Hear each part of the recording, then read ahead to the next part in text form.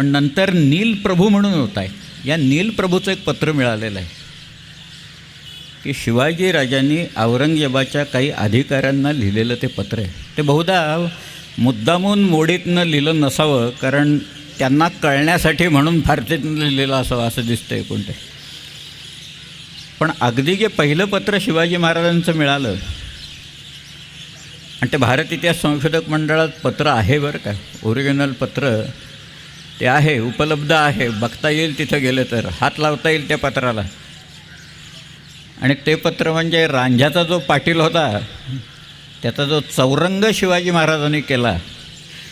चौरंग म्हणजे दोन्ही हात आणि दोन्ही पाय तोडून टाकायचे, त्याला चौरंग म्हणायचे. पूर्वीचे फार गमतीदार शब्द आहेत हे सगळे. चौरंग हा शब्द कागदपत्रात सुद्धा येतो, चौरंग केला जातो म्हणजे दोन्ही हात दोन्ही पाय कापून टाक.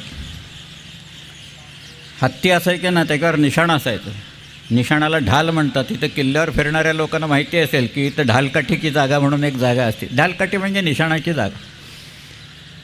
आणि पूर्वी हत्तीवर निशाण असायचं म्हणून त्या हत्तीला ढालगज असं म्हणायचे ती. आता कोणाला म्हणतात बघा सगळं काय. कझाकी असा शब्द होता. कझाकी म्हणजे कोसॅक्स ज्याप्रमाणे लढतात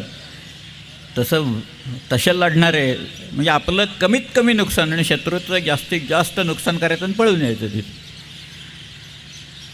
त्याला कझाकी म्हणायची. बाजीप्रभूला म्हटले मोठे कझाक. कझाक म्हणजे चांगल्या या अशा युद्धात प्रवीण असलेला बाजीप्रभू.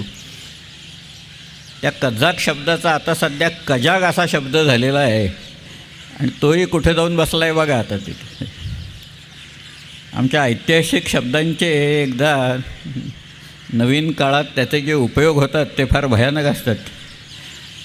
पण शिवाजी महाराजांच्या 50 पत्रातनं त्यातलं पहिलं जे आहे या रांझ्याच्या पाटलाचं,